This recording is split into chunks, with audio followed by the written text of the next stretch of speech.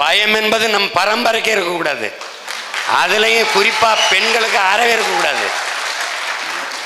என்ன புளியை முரத்தால் அடித்து துரத்தினால் மரத்தினா அந்த மரத்தின் இல்லையா, வாரிசு இல்லையா? வேலுநாச்சியார் பேரனும் பேத்திகளுக்கும் பயம் என்பது எப்படி இருக்கலாம்? துணிஞ்சு பேசுப்பா. அப்படி கிட்ட வச்சுக்க, ரெண்டு கிட்ட வச்சுக்க, கிட்ட சொல்லு. இப்போ கட்சியில இருந்து முக்கிய நிர்வாகிகள் அதுக்கப்புறம் பொறுப்பாளர்கள்லாம் விலகிட்டு இருக்காங்கல்ல, இதனால கட்சிக்கு ஏதாவது கெட்ட பேர் வரும்னு நினைக்கிறீங்களா? செய்தியில எல்லாம் வந்துட்டு இருக்கு, அதனால வாக்கு சதவீதம் எதுவும் குறையுமா? குறையும் நீங்க நினைக்கிறீங்களா? அதான் இப்போ வெளியில போய் இன்னொரு கேள்வி இருக்கா? இன்னொரு கேள்வி இருங்க. இப்போ கட்சியில இருந்து இவர்கள் வேண்டாம், இவர்களை எப்போது அனுப்புவது என்று எண்ணிக்கொண்டிருந்தவர்கள் தான் அவர்களா போறார்கள். நாமளே பல பேரை நீக்கியிருக்கோம், அனுப்பியிருக்கோம். இப்போ வெளியில போய் என்ன நம்மை பற்றி பேசுகிறார்களோ இதே தான் கட்சிக்குள்ளே இருந்து கொண்டும் பேசிக்கொண்டிருந்தார்கள். உள்ளே இருந்து துரோகியா இருப்பதை விட வெளியே போய் எதிரி ஆய்வது மேல் என்று தான் அவங்கள அனுப்பிச்சிருக்கு. ரெண்டாவது, இப்ப வெளியில போயிருக்க யாரும் 24 தேர்தலில் வேலை செய்யல. அப்படி இருந்தும் நமக்கு வாக்கு விழுக்காடு குறையில, ஏறித்தான் இருக்கும், வளர்ந்து தான் இருக்கும். அதனால முக்கிய நிர்வாகிகள் என்பது தவறு, வளர்ச்சிக்கு முட்டுக்கட்டையாக இருந்த நிர்வாகிகள் என்றுதான் அதை சொல்லணும்.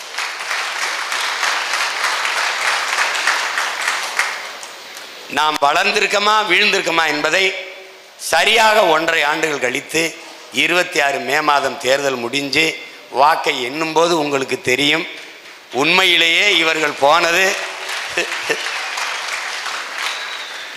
எவ்வளவு நல்லது என்பதை நீங்கள் அப்போது அறிவீர்கள்.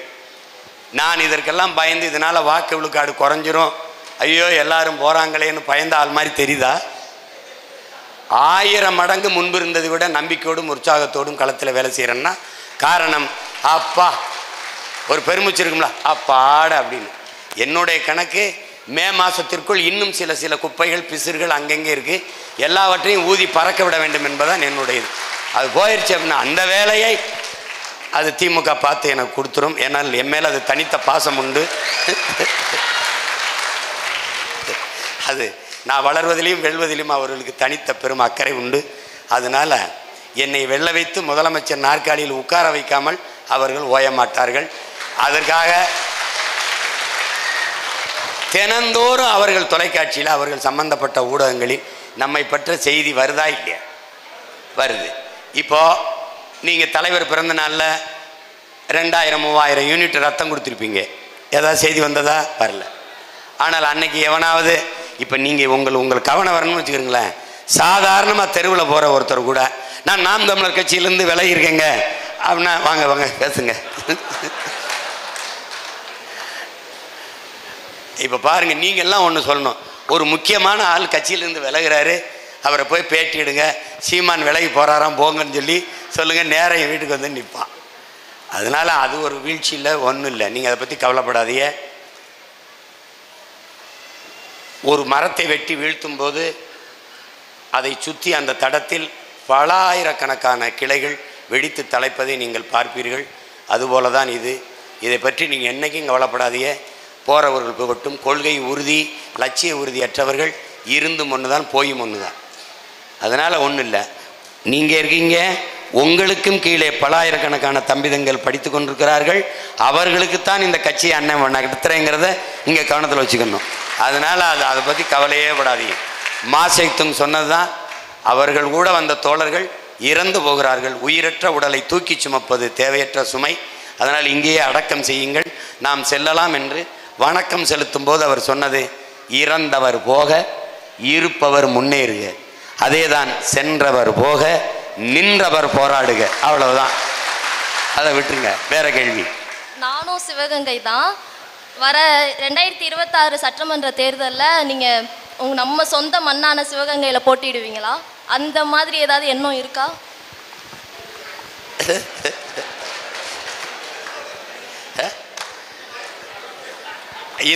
இது நல்ல கேள்வி. இதுக்கு சரியான இனிப்பான பதிலை 2026 நெருங்கும் போது சொல்லுகிறேன். தமிழ்நாட்டின் பலம் எது, பலவீனம் எது? தமிழ்நாட்டின் பலம் அதன் நிலத்தில் இருக்கிற வளம், பலவீனமும் அதுதான். அதை அந்த வளத்தை வேட்டையாட எல்லோரும் தமிழ்நாட்டை வேட்டைக்காடாக மாற்ற துடிக்கிற முதலாளிகள், அதற்கு தரகு வேலை பார்க்குற ஆட்சியாளர்கள், இதுதான் பலவீனம். பலம் இந்த நிலத்தில், இந்திய பெருநிலத்தில் எங்குமில்லாத வளங்கள் குவிந்து கிடப்பது தான் இதனுடைய பலம். அந்த அவ்வளவு பெரிய வளத்தை வைத்துக்கொண்டு இந்த நிலத்தின் மக்கள் 1500க்கும் கையேந்துவதுதான் மிகப்பெரிய கொடுமை. மண்ணின் வளங்கள் மக்களுக்கானது, அப்படி தான் உலகம்புறா இருக்குது. ஆனால் இங்கே அந்த மண்ணின் வளங்கள் தனிப்பெரும் முதலாளிகளுக்கானதாக மாற்றப்பட்டிருக்கு. இப்போ நீங்கள் குறிப்பாக இந்திய நிலப்பரப்பில் 81 விழுக்காடு நிலக்கரி தமிழ்நாட்டில் தான் இருக்குது. எல்லா இடங்கள்லையும் வளம் இருக்குது. குறிப்பாக இப்போ மீத்தேன் காவிரி படுகையில் இருக்குன்னா கங்கை படுகையிலையும் இருக்குது. கங்கை படுகையிலையும் எடுக்கலாம். ஆனால் காவிரி படுகையில் மட்டும் எடுக்கப்படுகிறது. எல்லா நிலப்பரப்பிலும் மலைகள் இருக்கிறது, அங்கெல்லாம் நீற்றின் ஆய்வை நடத்தலாம். ஆனால் என்னுடைய மண்ணில் தேனியில்தான் நீற்றின் ஆய்வை நிகழ்த்த வேண்டும் என்று துடிக்கிறார்கள். எல்லா இடங்களிலும் அணு உலை வைக்கலாம். கேரளாவுக்கு வந்த அணு உலை என் நிலத்திற்கு திருப்பி அனுப்பப்பட்டிருக்கு என்றால் உங்களுக்கு தெரியும். அது காரணம் இந்த நிலத்தில் இருக்கிற வளமும், அதுதான் அதனுடைய பலம். அதுவே அதனுடைய பலவீனமாகவும் இருக்கிறது. வேற அடுத்த திருவெரும்பூர் தொகுதியை சார்ந்த ஜீவானந்தம் அவர்கள். அண்ணனுக்கும் என் தாய் தமிழ் சொந்தங்களுக்கும் அன்பு வணக்கம். தமிழ் தேசிய இன விடுதலை போராட்ட களத்தில் நமது நாம் தமிழர் கட்சியில் உறவுகளாய் தம்மை இணைத்து கொண்டுள்ள சிலர் ஆளுகின்ற புரட்டு திமுகவின் மற்றும் அஇஅதிமுக மற்றும் தேசிய கட்சிகளின் நலத்திட்டங்களை, இலவச நலத்திட்டங்கள் என்ற புரட்டை பெறுவதற்கும், அது மட்டுமின்றி நமது நாம் தமிழர் கட்சியின் போராட்ட களங்களிலும் வாக்கு சேகரிக்க வரும் களங்களிலும், அதேபோல் நமது வாக்கக கிளை பொறுப்பாளர்களுக்கும் வருவதற்கு தயங்கும் நமது உறவுகளுக்கு எனது ஆருயிர் அன்பு அண்ணனின் அறிவுரைகள் என்னென்ன? இந்த குற்றச்சாட்டை நான் நாடெங்கிலும் கேட்குறேன். ஏன்னா உணர்வாளர்களாக உறுப்பினராக இணைஞ்சிடறாங்க, களத்தில் இறங்கி பணியாற்ற வர தயங்குறாங்க. காரணம், அந்தந்த பகுதியில் இருக்கிற உறவினர்கள் வெவ்வேறு கட்சியில் பெரிய பொறுப்பில் அதிகாரத்தில் இருப்பது. உழைக்கும் அடித்தட்டு மக்கள் ஒருவர் நிலத்தை சார்ந்து அவர்களுடைய நிலங்களில் உழைக்கிறது, அதனால் வருகிற வருவாயை பெற்று வாழ்கிற சூழல், இப்படி பல்வேறு சூழல் இருக்கிறதுனால களத்தில் நம்ம இருக்கிற மாதிரி கொடியை பிடித்து கொண்டு வாக்கு சேகரிக்க போராடி போராட்ட களத்தில் வழக்க வாங்கி சிறைக்கு செல்ல அவங்க தயாராக இல்லை. அதனால் ஒன்று உங்களுக்கு சொல்லுவேன், அவங்க மேலே குறை சொல்ல நம்ம குறை சொல்லி கொண்டு இருக்கக்கூடாது. இப்போ உதாரணமாக உங்களுக்கு 13 கோடி தமிழ் மக்கள், உலகத்தில் உங்களுக்கு தெரியும், மானம் வீரம் அறம் இவ் மூன்றும் உயிரென்று வாழ்ந்த ஒரு இனத்தின் கூட்டம். தமிழன் என்று சொல்லடா தலை நிமிர்ந்து நில்லடா அப்படின்னு. தமிழர் என்றொரு இனம் உண்டு, தனித்தே அவருக்கு ஒரு குணம் உண்டு, அமிழ்தம் அவர்தம் மொழியாம், அன்பே அவர்தம் வழியாம் என்று நம்முடைய தாத்தா நாமக்கல் கவிஞர் பாடினார். இப்போ மானமும் வீரமும் அறமும் அவருக்கு உயிரென்று உலகத்துக்கு காட்டியது எத்தனை ஆயிரம் பேர்னு நினைக்கிறீங்க? வெறும் 50,000 பேர் தான்.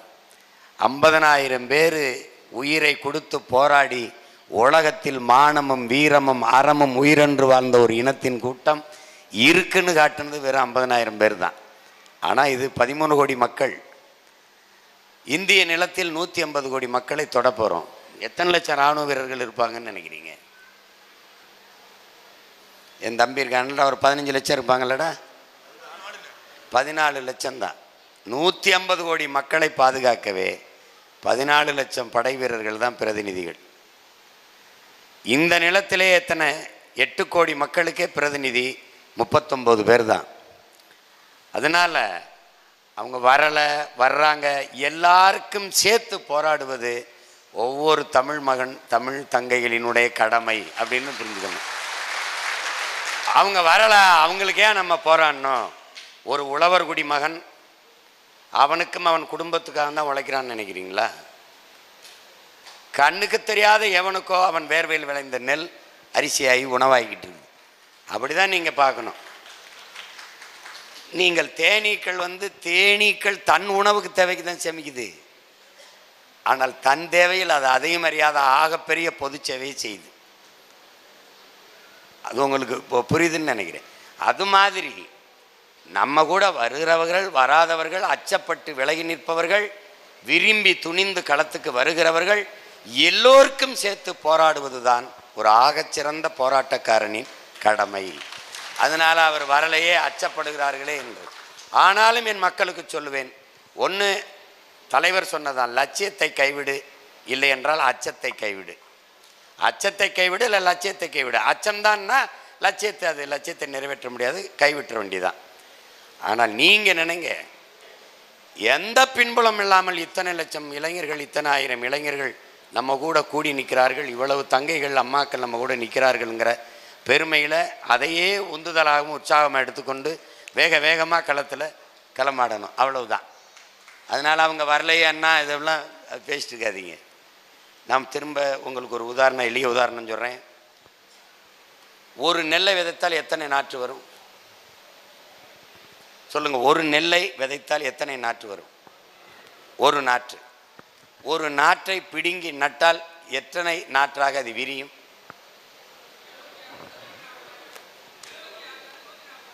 ஆ, 140 வரைக்கும் நம்ம இலக்கு. ஆனால் 80 வரைக்கும் நம்முடைய தம்பி சிவராமன் வரைக்கும் தொட்டிருக்கான். அப்பாவுடைய கனவு 100க்கு மேற்பட்டது. குறைஞ்சது 50 வச்சுக்கலாமா?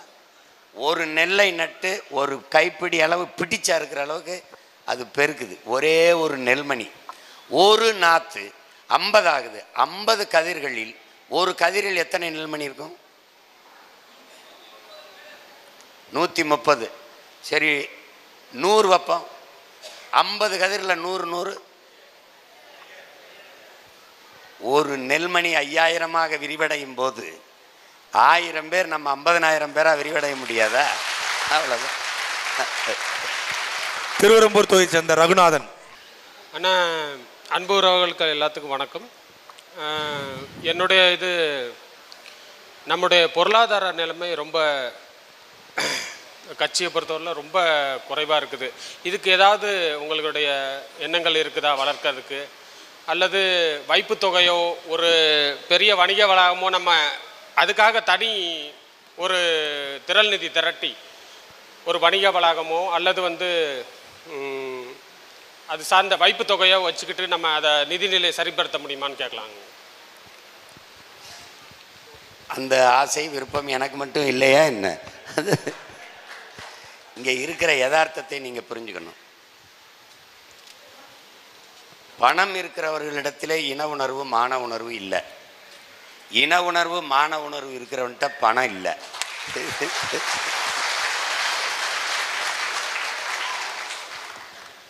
அடி வாங்கினவனுக்கு வழி தெரியும், பசித்தவனுக்கு பசியின் அருமை தெரியும். அதனால் இங்கே பசித்தவன் தான் கூடியிருக்கான். இங்கே பிரச்சனை என்னென்னா, வறுமையில் இருக்கிறவன் இந்த வறுமையை நம்ம அடுத்த தலைமுறைக்கு கொடுக்கக்கூடாதுன்னு நினைப்பான். துன்பப்படுறவன் துயரப்படுகிறவன் இன்னொரு தலைமுறைக்கு நம்ம பிள்ளைகளுக்கு விட்டுக்கூடாதுன்னு நினைப்பான். அவன் தான் போராட்ட களத்துக்கு வருவான். உங்களுக்கு புரியுதுன்னு நினைக்கிறேன்.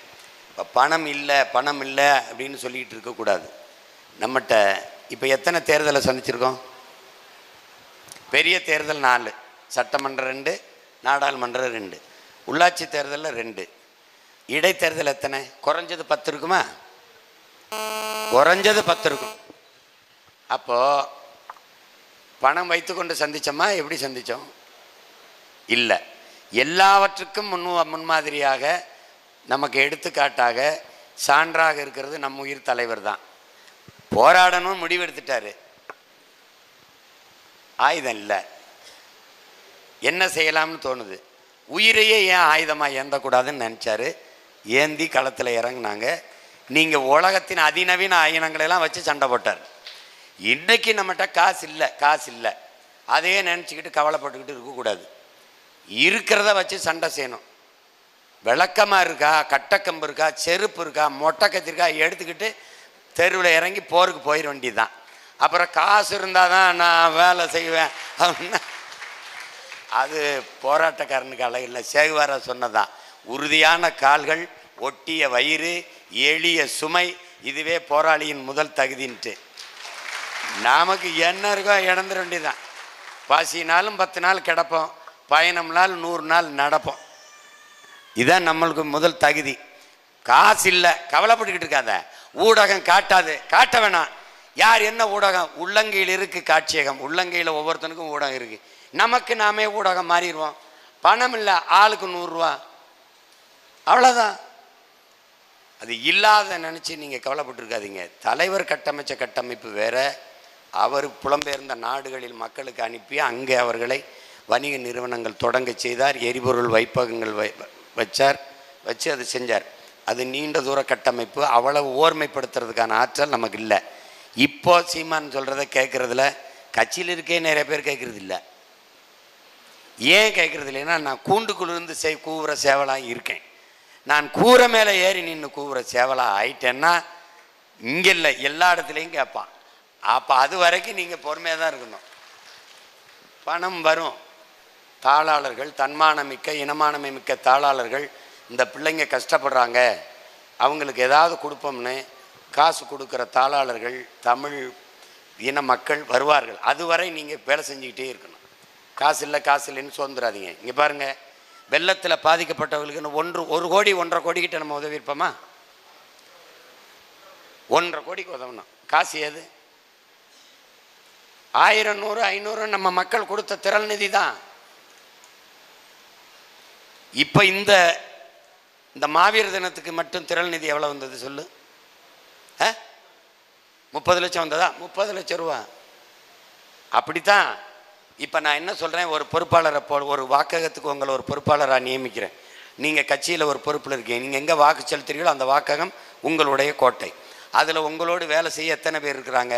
50 பேர். 50 பேருக்கு 2026 தேர்தல் நேரத்தில் உங்களோடு களத்தில் அந்த வாக்ககத்தில் நிற்கிற பிள்ளைக்கு சாப்பாடு போடுகிறது, தேநீர் வாங்கி கொடுக்கறது, அந்த செலவு உங்களுடைய பொறுப்பு என்று இந்த ஜனவரி 1 அடுத்த ஜனவரி 1 வரை ஒரு நாளைக்கு 100 ரூபா உண்டியலில் போடுவீங்களோ 50 தேர்தல் நிதி அப்படின்னு சேமித்து நீங்கள் வச்சுக்கிற வேண்டியது உங்கள் பொறுப்பு.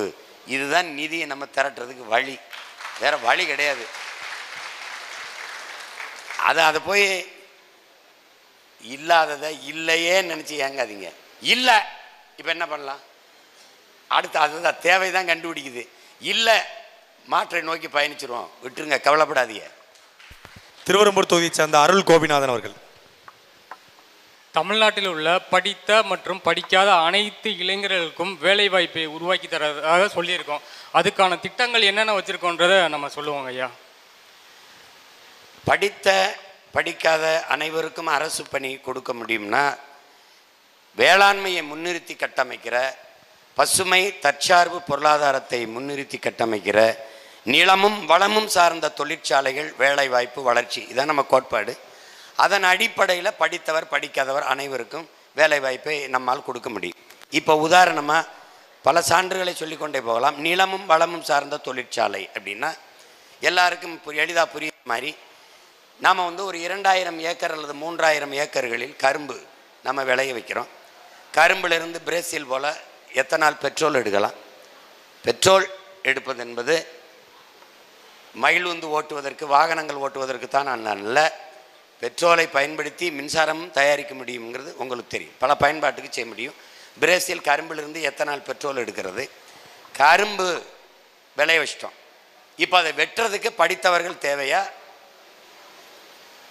இல்லை படிக்காத கல்வியறிவு இல்லாதவர்களே போதுமா? உடல் உழைப்பாற்றல் இருந்தாலே போதும். அப்போ கரும்பை வெட்டி கட்டி கொண்டு வந்து ஆலைக்கு சேர்ப்பதற்கு கற்றவர்கள் தேவையில்லை. அந்த கரும்பை ஆலையில் கொடுத்து சாராக்கி அது உலையில் அந்த அடுப்பலை போட்டு எரிக்கிறதுக்கு கல்வியாளர் தேவையில்லை. ஆனால் எத்தனை டன் வெல்லம் காய்ச்சப்பட்டிருக்கிறது எண்ணி அடுக்குவதற்கு கல்வியாளர் தேவைப்படுது. அது எவ்வளவு நாட்டு சிறு சிறு சர்க்கரையாக கட்டிகளாக எவ்வளவு உள்நாட்டு உணவு தேவைக்கு, வெளிநாட்டு உணவு தேவைக்கு, பிற மாநில உணவுகளுக்கு நம்ம தேவைக்கு ஏற்றுமதி செஞ்சுருக்கோம், எவ்வளவு சந்தைப்படுத்தியிருக்கோங்கிற கணக்கை நமக்கு வரையறுத்து தர, எழுதித்தர கற்றவர்கள் தேவைப்படுது. ஒரே நிலத்தில் ஒரே களத்தில் படித்தவருக்கு வேலை, படிக்காதவருக்கும் வேலை வந்துகிறது. இப்போ அந்த சக்கையிலிருந்து சாப்பிடுகிற தட்டு தயாரிக்கிற தொழிற்சாலை உங்களுக்கு விளங்குது. அந்த சக்கையை மீதியை தூக்கி கொண்டு போய் நாம் வைத்திருக்கிற உரக்கடங்குகள் கொட்டுகிற வேலை. அங்கே வண்டி ஓட்ட தெரிஞ்சு குப்பை அள்ள தெரிஞ்சால் போதும், அவனுக்கு பெரிய கல்வி தகுதி தேவையில்லை. அப்போ ஒரே களத்தில் ஒரே நிலத்தில் படித்தவர் படிக்காதவர் அனைவருக்கும் அரசு வேலை வந்துடுது. இப்போ 2000 ஏக்கரில் மாட்டு பண்ணை வைக்கும்போது மாடு சுற்றி இரும்பு வேலி முள் வேலி கம்பியை போட்டு அதற்கு மேலடுக்காக ஒரு போட்டு மின்சாரம் பாய்ச்சப்பட்ட கம்பி, அங்கே போய் தொட்டு பிடிச்சு விளையாட முடியாது, சேட்டை செய்ய முடியாது, கல்லெடுத்திய மாட்டை எரிய முடியாது. இங்கே துணை காவல் நிலையம் இருக்கும், சுற்றி கண்காணிப்பு கருவி CCTV கேமரா பொருத்தப்பட்டிருக்கும். அதுக்கு மேய்ச்சல் நிலங்க வச்சு என் மாடுகள் மேய்ஞ்சு கொண்டு இருக்கும். என் மாடுகள் போடுகிற சாணியை எடுத்து நீங்கள் குப்பையை இழுக்கிற வேக்கம் கிளீனர்னு ஒரு உறிஞ்சான் வச்சுருக்கிற மாதிரி உறிஞ்சி உறிஞ்சி அந்த வண்டி ட்ரக்குன்னு சொல்கிற அந்த வண்டியில் குப்பை வண்டியில் ஏற்றுறதுக்கு எஜுகேஷன் நாட் நெசசரிங்கிறது என்னுடைய கருத்து. கல்வி தேவையில்லை, எடுத்து போட்டுருவான். உங்களுக்கு விளங்குதுன்னு நினைக்கிறேன். இந்த மாடை எந்த மாடு எங்கெங்கே என்னென்ன மேய்துன்னு பார்த்துட்டு வர்றதுக்குள்ள எத்தனை ஆயிரம் மாடுகள் நிற்குதுன்னு எண்ணி கணக்கு பண்ணுவதற்கும், எவ்வளவு லிட்டர் பால் கறக்கப்பட்டிருக்கிறது என்பதை கணக்கு பண்ணுவதற்கும், எவ்வளவு லிட்டர் பால் நெய்க்கு செல்கிறது, தயிருக்கு செல்கிறது, மோருக்கு செல்கிறது, வெண்ணெய் எடுக்க செல்கிறது, எவ்வளவு பால் பாலாடை கட்டி தயாரிக்க செல்கிறது, பால் கோவா தயாரிக்க செல்கிறது, இதை குறிப்பிட்டு எழுதுவதற்கு ஒரு கல்வியாளர் தேவைப்படுது. மற்றபடி இந்த பாலை இந்த தயாரித்த தமிழ்நாட்டில் உற்பத்தி செய்யப்பட்ட இந்த உணவுப் பொருளை இதை சந்தைப்படுத்துவதற்கு கல்வியாளன் தேவைப்படுது. உங்களுக்கு விளங்கிடுச்சுன்னு நினைக்கிறேன்.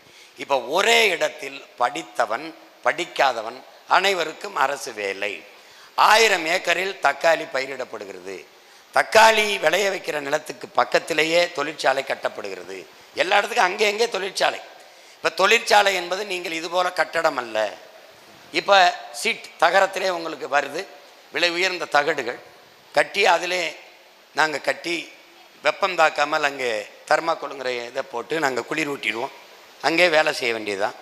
அப்படிங்கும்போது தக்காளியிலிருந்து தக்காளியை பதப்படுத்தி உணவு தேவைக்கு பெட்டியில் எத்தனை டன் விளைய வச்சு கொண்டு போகிறோம்ங்கிறதுக்கு அது, அதை பதப்படுத்தி வைக்க குளிரூட்டப்பட்ட சேமிப்பு கிடங்குகள், அங்கே பல பேருக்கு வேலை, எத்தனை பெட்டிகள் எவ்வளவு டன் அங்கே அடுக்கி வைக்கப்படுது அந்த கணக்கு. இதிலிருந்து என்னருமை தாய்மார்கள் தம்பிகள், குறிப்பாக மாற்றுத்திறனாளிகள் கைம்பெண்கள் எல்லோருக்கும் அங்கே அரசு வேலை கொடுக்கப்பட்டு தக்காளியிலிருந்து பல கூழ் ஜாம் தயாரிக்கிறது, ஊறுகாய் தயாரிக்கிற தொழிற்சாலை, அதுக்கு கிளை நிறுவனங்களாக அங்கெங்கே இருக்கும். தக்காளியை பறித்து கொண்டு வந்து ஆலைக்கு சேர்க்க கல்வி தேவையில்லை, அதை ஊறுகாய் செய்வதற்கும் பலக்கூழ் செய்வதற்கும் கல்வி தேவையில்லை. எவ்வளவு தயாரிக்கப்பட்டிருக்கிறது என்று எண்ணி அடுக்கவும் அதை சந்தைப்படுத்தவும் தான் கல்வி தேவைப்படுது. ஒரே களத்தில் ஒரே நிலத்தில் படித்தவர் படிக்காதவர் அனைவருக்கும் அரசு வேலை. இனி படிக்காதவரே இல்லை என்ற நிலையை உருவாக்குவது எங்கள் அரசின் அடுத்த வேலை. இதுதான் இது.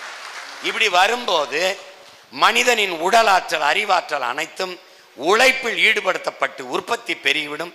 அவனவன் வாழ்விடத்திலே வேலை வாய்ப்பு கிடைத்துவிடும். சோம்பி இருக்க தேவையில்லை. 60 வயதை தொட்ட பெருமக்கள் வேலைக்கு வர வேண்டியதில்லை, அவர்கள் வீட்டிலே இருக்கலாம். அவரவர் 60 வயதுக்கு மேலே வந்து ஓய்வு பெற்ற ஆசிரியர் பெருமக்கள் இந்த கணக்கை இதை எண்ணி இதை அடுக்கலாம். அவர்களுக்கு ஒரு நாளைக்கு இவ்வளவுன்னு கூலி பெறலாம், மாதம் இவ்வளவு என்று கூலி பெறலாம். இப்படியான வேலை திட்டங்களை வரும்போது வேலை இல்லை என்ற பேச்சுக்கு இடமில்லை. பசி என்ற வார்த்தைக்கு நாம் தமிழர் கட்சியின் அரசு, பிரபாகரன் பிள்ளைகளின் அரசு அமைகிற போது பசி என்ற சொல்லுக்கு இடமே இல்லை. ஏன் பசி என்ற சொல் இல்லாத ஒழிப்பேன் என்றால் எப்படி ஒழிக்க முடியும் என்றால், பால், முட்டை, நாட்டுக்கோழி பண்ணை நாடெங்கிலும் இருக்கு. நீங்க திருச்சியை தாண்டி இப்படி போனால் இது நம் நாடா என்று ஐயப்படுகிற அளவுக்கு மாற்றிவிடும். வெற்றிடம் என்றே ஒன்று என் நிலப்பரப்பில் என் தாய் நிலத்தில் இருக்காது. ஒன்று காடுகள் இருக்கும், அல்லது ஆடு மாடுகள் மேய்கிற மேய்ச்சல் நிலங்களாக இருக்கும், அல்லது நீர் தேங்கி இருக்கிற நீர் தேக்கமாக இருக்கும், இல்லை என்றால் விளைநிலங்களாக இருக்கும், இல்லை என்றால் கூட்டு பண்ணைகளாக இருக்கும். ஆடு மாடு மேய்ஞ்சிக்கிட்டு இருக்கும், இல்லை கோழி பண்ணையாக இருக்கும். கூட்டு பண்ணைனா அங்கே என்ன இருக்கும்? அங்கே மீன் வளர்ப்பேன், இறால் வளர்ப்பேன், ஐரை வளர்ப்பேன், வாத்து வளர்ப்பேன், பன்னி வளர்ப்பேன். எல்லாம் வளர்ப்பேன். கீரையில் எல்லா கீரையும் வளர்ப்பேன். நீ குடும்பத்தோட சுற்றுலாவுக்கு வந்தால் சுற்றுலா தங்குற விடுதி வச்சுருப்பேன், சாப்பாட்டு தளம் வச்சுருப்பேன். நீ வந்து மீனை தூண்டியில் பிடிக்கும்போது இந்த மீன்னா அந்த மீனை சமைச்சு தர அங்கே ஆள் வச்சுருப்பேன். நீ கீரையில் இந்த கீரைனா 15-20 நிமிஷத்தில் கீரையை சமைச்சு தர ஆள் வச்சுருப்பேன். எல்லாம் ஒருங்கிணைந்த கூட்டு பண்ணை. இது நம் பெரிய தகப்பன் நம்மாழ்வாருடைய கனவு. அதை நிறைவேற்றுகிற போது அவனவன் வாழ்விடத்தில் வேலை வாய்ப்பு. நீ ஒரு ஒரு ஒரு மாட்டு பண்ணை வச்சிருக்கும் போது இந்த மாதிரி பால், இந்த கலப்பட பால் கிடையாது.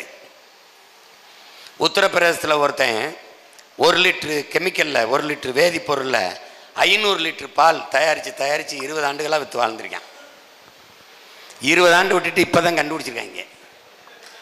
அவன் கண்டுபிடிச்சிட்டா நீ சாப்பிட்டுக்கிட்டு இருக்க, நீ குடிக்கிறது பால் நினச்சிக்கிட்டு இருக்க, விஷம்ங்கிறத புரிஞ்சுக்க. மாடு இல்லாமல் பால் குடிக்கிறிய, நீ எப்படி கேள்வி கேட்கவே இல்லை. எல்லாரும் பால் குடிக்கிறோம், மாடுங்க. இது பால் போல ஒன்று.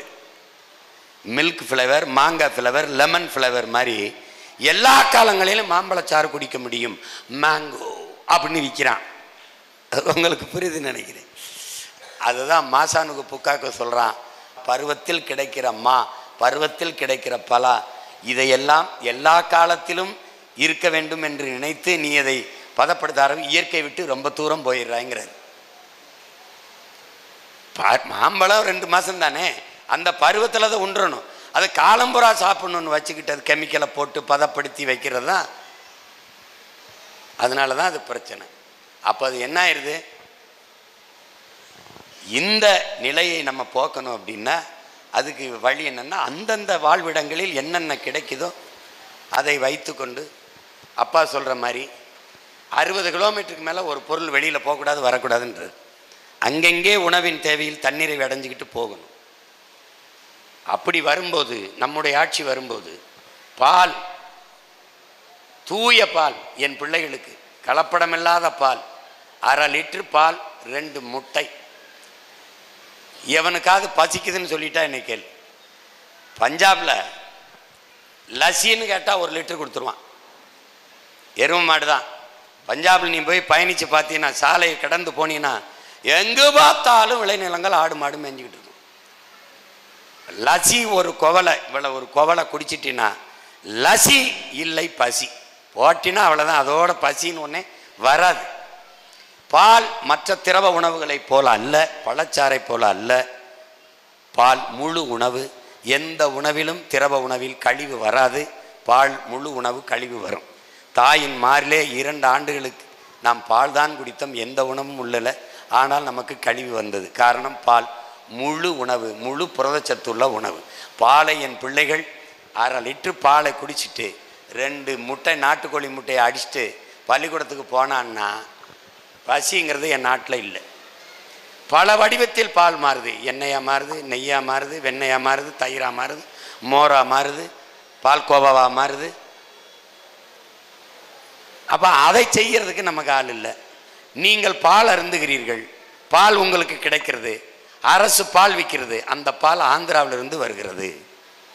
நீங்கள் கறி சாப்பிடுகிறீர்கள், ஆடு உங்களுக்கு எங்கிருந்து வருகிறது? ஆந்திராவிலிருந்து வருகிறது, ராஜஸ்தானிலிருந்து வருகிறது. ஏன் உங்களுக்கு ஆடு மாடு வளர்ப்பதில் அவமானம்? நாம் தமிழர் கட்சி ஆட்சிக்கு வந்தால் அது அவமானம் இல்லை, வெகுமானம், வருமானம் என்ற நிலையை மாற்றும். உங்களுக்கு ஒரு நோய் இருக்கு, அரை காசுனாலும் அரசாங்க காசாக இருக்கணும், காசுனாலும் கவர்மெண்ட் காசாக இருக்கணும்னு உங்களுக்கு தெரியல. அந்த அரை காசும் காசும் நீங்கள் கொடுத்ததான் கவர்மெண்ட்டுக்குன்னு. உங்கள் பிள்ளைகள் நம்மது ஆட்சி வரும்போது அரை காசு இல்லை, காசு இல்லை, முழு காசே தருது. ஆடு மாடு வளர்த்தல், பட்டுப்பூச்சி வளர்த்தல், நாட்டுக்கோழி வளர்த்தல், தேனீக்கள் வளர்த்தல், நெசவு செய்தல், பானை செய்தல், வேளாண்மை செய்தல் எல்லாமே அரசு பணியாக மாற்றப்படும். அவரவர் வாழ்விடத்தில் கவர்மெண்ட் எம்ப்ளாய். அப்போ நீ வீட்டை விட்டு வெளியில் வந்தீங்கன்னா தொழிற்சாலை இருக்க போகுது, வேலை. நான் மாதம் ஒரு 5000 கொடுத்தேன்னு வச்சுக்க, செலவு பண்ணி காட்டிட்டு பார்த்துருவோம். நான் வெளிப்படையாக ஒரு சவால் விடுறேன், 5000 உனக்கு மாதம் கொடுத்துட்றேன், நீ செலவு பண்ணி காட்டிடு. செலவு இருக்காது. ஏன்? நானே விவசாயம் செய்கிறேன். மலையிலிருந்து விளைய வைக்கிற கிழங்கு தேன் கீன் எல்லா அங்காடியும் குறிஞ்சி அங்காடி என்று கடையை திறந்துடுவேன். அங்கே வேலை பார்க்குற என் பிள்ளைகளுக்கு, தம்பி தங்கைகளுக்கு, மாற்றுத்திறனாளிகளுக்கு, விதவை தங்கைகளுக்கு, எல்லாருக்கும் தாய்மார்களுக்கு அரசு பணி கொடுத்துருவேன். உனக்கு நடக்க முடியாது சோம்பேறி, வீட்டில் உட்காந்து அழைச்சி பேசி ஸ்விக்கி சுமோட்டோவில் வாங்கி திண்டு ஊபர் ஓலாவில் பயணிச்சிட்ட இந்த அவன் பேர் என்ன அமேசான் இதுலேயே பேசி தின்ட்ட அதே பழக்கம் இருக்கு. இருந்து போ கழுத. இப்போ என்ன எனக்கு அடிக்கிற? எப்பா 1 லிட்டர் தேன் அந்த குறிஞ்சி அங்காடிக்கு அடிக்கிற, எனக்கு கேரட்டு முள்ளங்கி பீட்ரூட்டு இந்த இந்த இதுக்கு அங்காடிக்கு கேட்குற.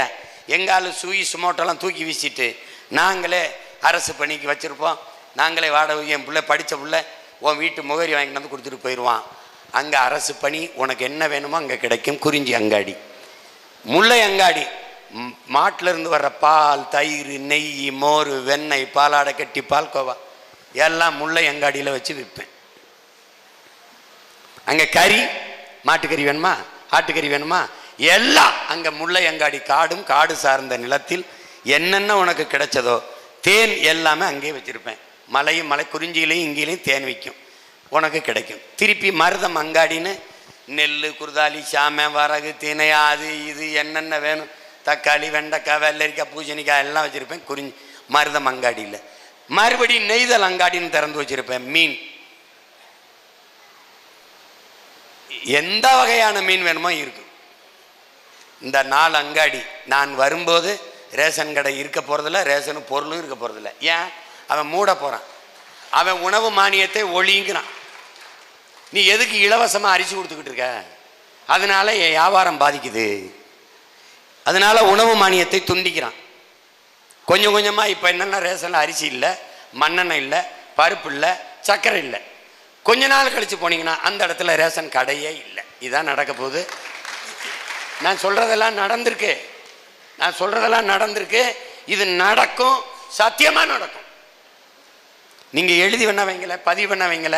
ஆமாம், அன்னைக்கே ஒருத்தன் திருச்சியில் இது என்ன மண்டபம், தாஜ் மண்டபத்தில் ஒருத்தன் பேசிட்டு இருந்தான், ஒரு பைத்தியக்கார பைய அப்படின்னு நீங்கள் நினச்சி பார்ப்பீங்க. உண்மையிலே நடக்கும். அப்போ நான் என்ன பண்ணுவேன்? அதுக்குள்ளே திறந்துருவேன். எங்கே பார்த்தாலும் குறிஞ்சி அங்காடி, மருதம் அங்காடி, நெய்தல் அங்காடி, முல்லை அங்காடி திறந்து எல்லாம் அரசு பணியாக்கிய மக்களுக்கு என்ன வேணுமோ கொடுத்துருவேன். திருச்சியில் தக்காளி 20 ரூபாய்னா நாடங்களும் 20 ரூபா தான். இங்கே விளையுதுனால விலை குறைச்சல், அங்கே வெங்காயம் விளையுது தேனியில் அதனால் வெங்காய விலை குறைச்சல், அங்கே கம்பத்தில் கரும்பு நாடங்களும் ஒரே விலை தான். அதை தீர்மானிக்க போகிறது வேளாண் பெருங்குடி மக்கள், விவசாய அமைப்புகள். அரசும் விளைய வைக்கும், அவர்களும் விளைய வைப்பார்கள். கூடி முடிவெடுப்போம். 1 கிலோ தக்காளி என்ன விலைக்கு விற்கலாம், இந்த முறை 25 ரூபாய்க்கு விற்கலாம் என்றால் நாடங்களும் ஒரே விலை, ஃபிக்ஸட் ரேட், அவ்வளோதான். உலகத்தில் எல்லா பொருளுக்கும் உற்பத்தி செய்கிறவன் விலையை தீர்மானிக்கிறான். உலக உயிர்களுக்கு உயிர்வணிக்கிற உணவளிக்கிற வேளாண்குடி மகன் மட்டும் அவன் விளை வைக்கிற பொருளுக்கு, உற்பத்தி செய்கிற பொருளுக்கு விலையை தீர்மானிக்க முடியல. இப்போ நான் போட்டிருக்க ஷூ 250 ரூபாய்னா 2000 ரூபாய்ன்னு வச்சுக்க. 2000 ரூபாய்ன்னு அவன் சொன்னான். இதை தயாரித்தவன் என்ன விலைன்னு சொல்கிறானோ அதுதான். அதுலேருந்து வாங்கி விற்கிறவன் என்ன விலை சொல்கிறானோ அதுதான். ஆனால் நான் விளைய வைக்கிற கரும்பு, கரும்பு, வெள்ளரிக்காய், வெண்டைக்காய், சொரக்காய், பூசணிக்காய், அரிசி, பருப்பு, தக்காளி எதுக்கும் விலையை நான் தீர்மானிக்க முடியாது, வாங்குறவன் தான் தீர்மானிப்பான். இப்போ உதாரணமாக 1 கிலோ தக்காளி எனக்கு விளைய வைக்க 20 ரூபா அடக்க செலவாகுதுன்னா, நான் சந்தைக்கு கொண்டு போகும்போது வாங்குற அந்த வியாபாரி இல்லைங்க 10 ரூபா தாங்க, 15 ரூபா தாங்க அப்படின்னு சொல்லுவான். கொடுத்தா கொடுங்க, கொடுக்கலாம் போங்கம்பா. நான் பொருளை திருப்பி எடுத்துகிட்டு வர முடியாது. ஏன், என் பொருள் உணவுப் பொருள் கெட்டு போகும். அப்போ நான் என்ன செய்கிறது? 5 ரூபா நட்டமானாலும் பரவாயில்லைன்னு என் அடக்க செலவில் இருந்து இழப்பு 5 ரூபாயை தாங்கி கொண்டு அந்த வியாபாரிக்கு 5 ரூபாய்க்கு கொடுத்துட்டு வரேன். அப்போ 6 மாத காலம் 5 மாத காலம் நான் உழைச்சி விளை வச்ச பொருளுக்கான விலையை நான் தீர்மானிக்க முடியலை, வாங்குறவன் தீர்மானிக்க முடிகிறான். நட்டப்பட்டு போகிறேன். ஒரு கரும்பு ஒரு தட்டையை விளைய வைக்க 25 ரூபா 30 ரூபா நான் செலவழித்தால், சந்தையில் போய் இறங்கும்போது அவன் 10 ரூபாய்க்கு 15 ரூபாய்க்கு கேட்டால் பாதி விலைக்கு நட்டப்பட்டு போகிறேன். வழி இல்லாமல் போயிடுது.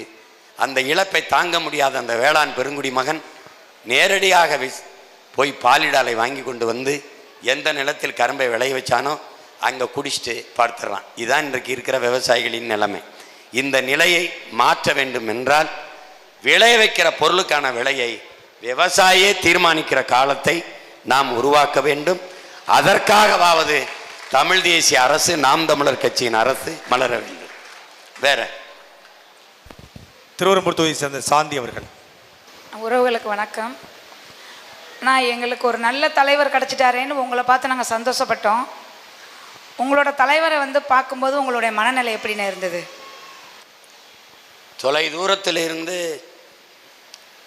ஒரு என்ன சொல்கிறது, ஒரு அழகான பொண்ணை படத்தை பார்த்து காதலிச்சிட்டு இருந்த ஒருத்தனுக்கு திடீர்னு அந்த காதலியை நேரில் பார்த்தா என்ன மனநிலை இருக்குமோ அது மாதிரி தான் என் உயிர் தலைவன் மீது இருந்த காதலும். அது எனக்கு இங்கேருந்து போகிற போது ஒரு இது இருந்தது. ஒவ்வொரு நொடியும் எனக்கு மரணம் இருக்குதுங்கிறது எனக்கு தெரிஞ்சிருச்சு. ஆனாலும் எனக்கு ஒரு அசாத்திய ஒரு துணிவு இருந்தது. தலைவனை பார்க்க போகிறோம், அண்ணனை பார்க்க போகிறோம்ன்றதில் அப்போ இங்கேருந்து கிளம்பி ஒரு வாரத்துக்கு மேலே ஆயிடுச்சு நான் உள்ளே போக, நாட்டை போய் தொடுறதுக்கே. அப்படி போய் சந்தித்து அங்கே போயும் ஒரு வாரம் கழித்து தான் தலைவரை சந்திக்க முடிஞ்சது. அதுக்கெல்லாம் மற்ற முகாம்களில் மற்ற தலைவர்களையெல்லாம் சந்திச்சுட்டு மற்ற பொறுப்பாளர்களெல்லாம் கடைசியாக பாதுகாப்பு ஒழுங்கு, ஏன்னா சுற்றி போர் நடந்து கொண்டு இருக்குது. அப்போ போய் சந்திக்கும்போது நாள் சந்திப்பில் அப்போ ஒருத்தர் பார்த்துருந்தோம். அப்படி இருக்க தழுவிக்கிட்டோம். அப்புறம் ஒன்றும் பெரிதா பேசலை, கொஞ்சம் நேரம் பேசலை, ரொம்ப நேரம் அமைதியாக இருந்தோம் எல்லோரும். அப்புறம் மெதுவாக பொட்டன்னு தான் சகஜமாக பேசுவாங்க. அவங்க பேச்ச தம்பி வராருன்ட்டு வந்துட்டார், அமைதியாக இருக்கீங்களேன்னு அவரை ஆரம்பித்து விட அப்புறம் பேச்ச ஆரம்பிச்சது. ஆனாலும் எனக்கு ரொம்ப நாள் ஒன்றா படித்து ஒன்றா வளர்ந்து ஒரே இதாக இருந்த ஒரு என்ன சொல்கிறது, ஒருத்தரை பார்க்கும்போது எவ்வளோ ஒரு நெருக்கம் இருக்குமோ அப்படி ஒரு நெருக்கத்தை தலைவர் தன் தம்பிக்கு கொடுத்துட்டார். எனக்கு அவர் எல்லாம் பேசிட்டு வண்டிக்குள்ளே ஏற்றி உட்கார வச்சுட்டு என்னை போகும்போது அப்படி செல்லமாக இடித்து கொஞ்சம் கூட எதிர்பார்க்கல இல்லை அப்படின்னு ஒரு கேள்வியை என்கிட்ட கேட்டார். ஆமாண்ணா, கொஞ்சம் கூட எதிர்பார்க்கல அப்படின்னு. அந்த மாதிரி ஒரு அப்போ அவர் இப்போ அருகில் இருக்கும்போது தெரியல, அவரை விட்டு பிரிஞ்சு வரும்போது ஒரு பெரிய வியப்பாக இருந்தது. இப்படிப்பட்ட ஒரு தலைவனை எளிதாக சந்திச்சுட்டு திரும்புகிறோம் அப்படின்னு. அதில் என் தங்கச்சி ஒருத்தி இருக்கிறா, வேணின்னு, அவள் இப்போ இருக்கிறா. அவள் மயூரி இல்லத்தில் அவளுக்கு இடுப்பு கீழே விளங்காது, ஒரு போராளி, சக்கர நாற்காலியில் வருவா. அவள் என்னை நில்லு, எல்லாருக்கும் கிடைக்காதது உனக்கு கிடச்சிருக்கு, அன்னை கூட தலைவர் கூட நின்று சாப்பிட்டு உட்காந்து எல்லாம் படம் எடுத்து போகிற, என்ன சொல்லியிருக்காரோ அதை போய் அங்கே செய்யணும், இல்லை இந்த வண்டியில் குண்டை கட்டிட்டு வெடிச்சு விட்டுருவீங்க அப்படி மிரட்டுவாவ. அது மாதிரி அதுக்கப்புறம் தான் தெரிஞ்சது அது ஒரு வியப்பு. அது எப்படி பார்த்தாலும் தலைவர் ஒரு அதிசயம்தான், ஒரு அதிசய பிறவி. நான் உங்களுக்கு பல முறை சொல்லியிருக்கேன், நம் பெண்கள், நம் குலப்பெண்கள் ஒரு நகையை செய்யும்போது இவ்வளவு பொண்ணு சேருங்கள், இவர் அரக்கு சேருங்கள், இவ்வளவு இது சேருங்கள் என்று சொல்லி செய்வது போல நிறைய அன்பு வைங்க, நிறைய கருணை வைங்க, நிறைய பரிவு, நிறைய இரக்கம், முழுமையான ஒழுக்கம் வைங்க, நேர்மை வைங்க, உண்மை வைங்க, அவனுக்கு அளப்பெரிய வீரம் வைங்க, கொடைத்திறன் வைங்க, அவனுக்கு ஓவியக்கலை, சமையல் கலை, போர்க்கலை எல்லாத்தையும் கொடுங்க. எல்லாத்தையும் கொடுத்து தன் மொழி மீது, இனம் மீது பெருங்காதலை கொடுங்க. இப்படியெல்லாம் கொடுத்து ஒருத்தனை படங்கி என்ன படைச்சா அந்த உருவம் பிரபாகரன் என்ற ஒரு தலைவனாக தான் நின்றுச்சு. அவன் தான் என் தலைவன். அதனால எப்போ பார்த்தாலும் தலைவர் எனக்கு ஒரு அதிசயம்தான், ஒரு வியப்பு தான்.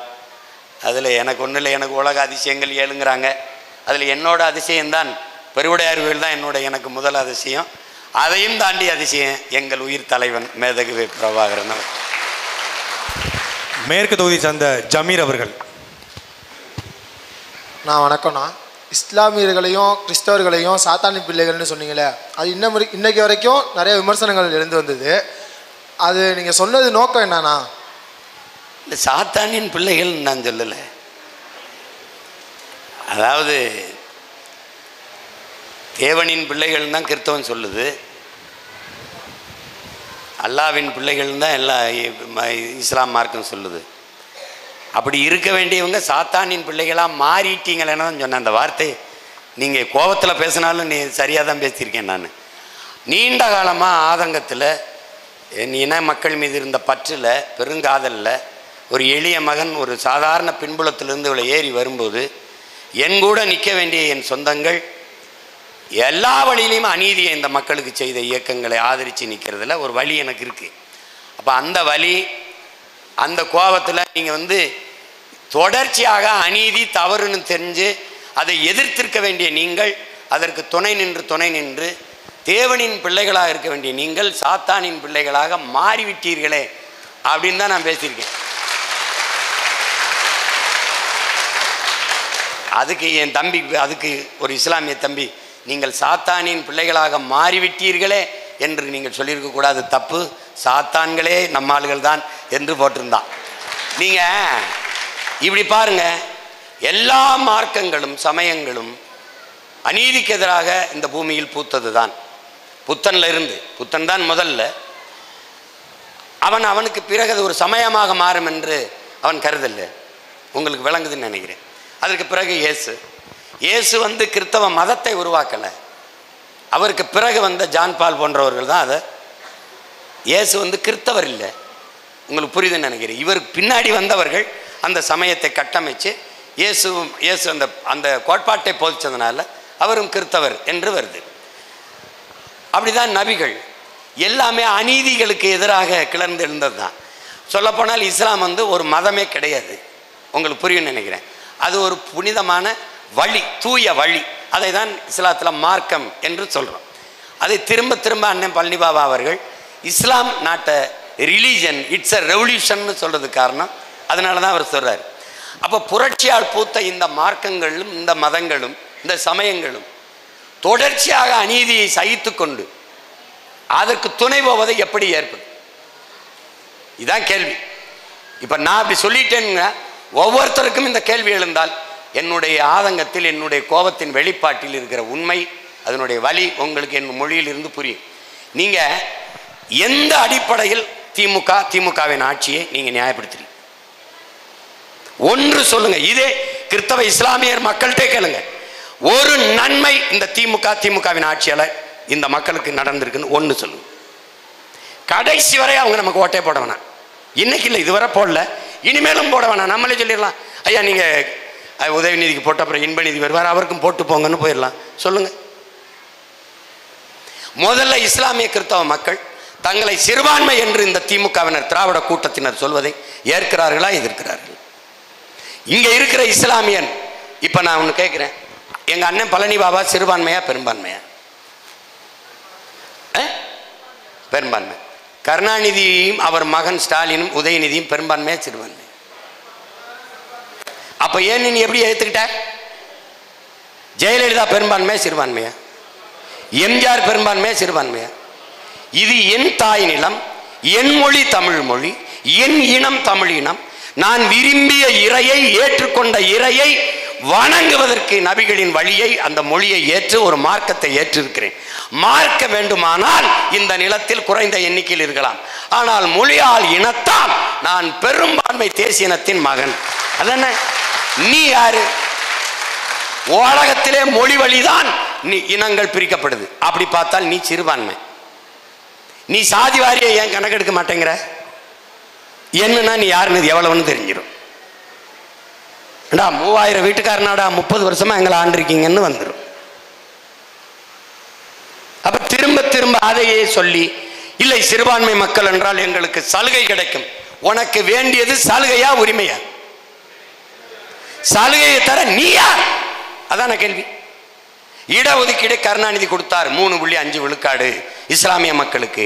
கருணாநிதி இருக்கிற இடத்தை கொடுத்தது யார்? அதான கேள்வி. நீங்க உட்கார்ந்து இருக்கிற இடத்தை கொடுத்தது யார்? இந்த 3.5 விழுக்காட்டுக்காரன் தானே, அவன் தானே. அப்புறம் நீ இருக்கிற இடமே நாம் போட்ட பிச்சை. அப்புறம் நீ என்ன எனக்கு பிச்சை போடுறது? உன் தட்டில் கிடக்கிற என்னோட காசு.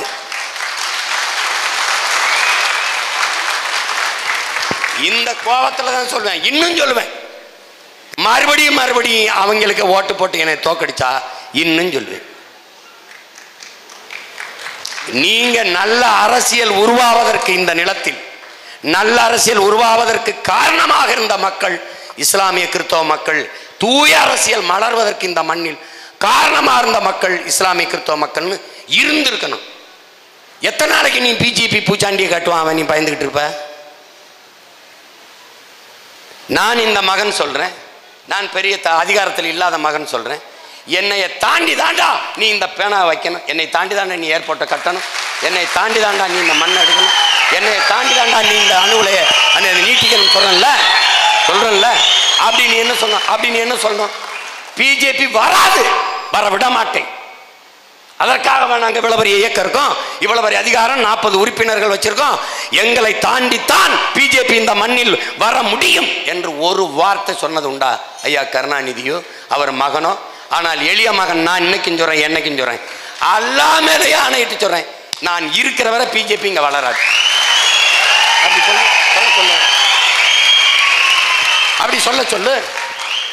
சொல்லு. இந்த திமுகவுக்காக பாடுபடுகிற கிறிஸ்தவ பெருமக்கள், ஆயர் பெருமக்கள், மதகுருமார்கள், போதகர்கள் யாரையாவது சொல்ல சொல்லு. திமுக இருக்கிற வரை பிஜேபி வராது. நீ கோலை. கருணாநிதியின் பிள்ளைகள் கோலைகளா தான் இருக்கும், பிரபாகரன் பிள்ளைகள் தான் வீரனா இருக்கும். என்னைய தாண்டி தான் இங்க வரணும்னு சொல்ல முடியுமா? நீ வர விட மாட்டேன் அப்படின்னு சொல்லணும்ல.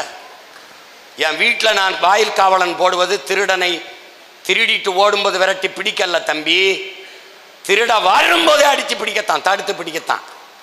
அப்படிதான் இங்க ஒரு திருடணும். ஊர் எல்லையில நிக்கிற எங்க ஐயனார் மாதிரி நிக்கணும். ஓடா அப்படின்னு சொல்லணும். வந்துருவான் உள்ள வந்துருவான், சீமானுக்கு போட்டா வந்துருவான். அட கேனப்பைய மகனே, சீமானுக்கு போட்டா சீமான் தாண்டா வருவான், பிஜேபி வராது. எனக்கு போடல, உனக்கு தான் போட்டான். 3 முறை எப்படா பிஜேபி வந்தான்? எப்படி வந்தான்? இப்பவும் பேசுவான் பாரு. எப்ப? இப்ப இந்த 26 தேர்தலில் சீமானுக்கு போடாத பிஜேபி வந்துடும். டேய் பயந்தாங்கோழி பயல்கள்கிட்ட போய் நாட்டை கொடுத்துட்டு போயிட்டு இருக்கிற நீனு. குப்பையை கொட்டவனை தடுக்க முடியல. கேரளாவில் வந்து வண்டியா குப்பை, யாரா உன்னை உள்ள விட்டது, புடா தூக்குடா. அந்த லாரியோட பிடிச்சி அரெஸ்ட் பண்ணி 2 வாரம் உள்ள போட்டா வருவானா? இப்போ நம்ம சண்டை போட்டதுனால கேரளாவில் வந்து ஆட்கள் வந்து அது இவன் இன்னொன்று பண்ணல, அவன் வந்து அள்ளிட்டு போறானா? பேசிட்டு ஒரு இடத்துல இவங்க இந்த மக்களுக்காக நின்றதில்லை. இன்னும் நம்பிக்கிட்டு திமுகவுக்கு போட்டா தான் பிஜேபி வராது. இப்போ வந்துருச்சு, இப்போ வந்துருச்ச. அமித்ஷா வந்து அம்பேத்கர் அப்படி சொல்லிட்டாரு. அதுக்கு முன்னாடி ஐயா சொல்லிக்காரு. எந்த ஐயா? நம்ம ஐயா கருணாநிதி ஐயா. அம்பேத்கர் பேரை சொல்லி இந்த தாழ்த்த இவர்கள் பிழைத்துக் கொண்டிருக்கார்கள், தன்னலவாதிகள் பிழைத்துக் கொண்டிருக்கார்கள் பேசின பெருந்தகை இவர் தான். ஐயோ, இவங்கெல்லாம் போய் நீ போயிட்டு இருக்கிற தம்பி, ரொம்ப குறவலை பிடிச்சுன்னா தெரியாம போட்டோம் கையில் தும்பா, தெரியாம நடந்துருத்தும்பா. இது வேற. மேற்கு தொகுதியை சேர்ந்த ஆதில். அண்ணா வணக்கம்ண்ணா. நீங்கள் முதலமைச்சர் ஆனால் போடுற முதல் கையெழுத்து என்னவா இருக்கும்? ஆனா இல்லை ஆகிறோம் போடுறோம். ஆனா ஊழல் தம்பி வந்தால் கிடையாது, வாரம் செய்கிறோம். நம்ம இப்படி வாரம் செய்கிறோம். ஏன்களு காலத்தை உருவாக்கிய தலைவனின் பிள்ளைகள், காலத்தை உருவாக்கிய பாட்டனின் தாத்தனின் பிள்ளைகள். டேய் சுதந்திரம் வரலடா. எப்போ வரும்னு தெரியல. சுதந்திரம் கிடைக்கிறதுக்கு முன்னாடி செத்து போயிட்டான்.